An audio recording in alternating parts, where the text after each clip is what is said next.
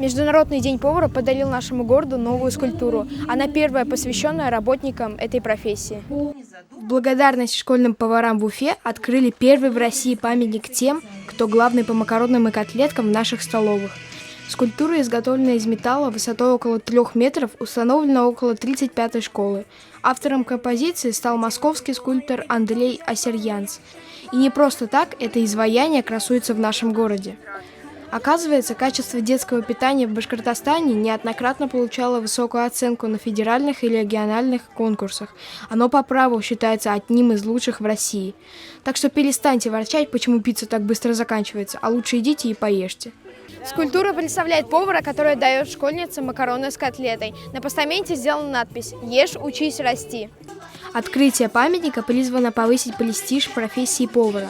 В рамках мероприятия лучших работников отрасли наградили почетными грамотами и благодарственными письмами. К сожалению, сейчас выпускники колледжей и училищ по специальности повар мало обращают внимание на эту профессию.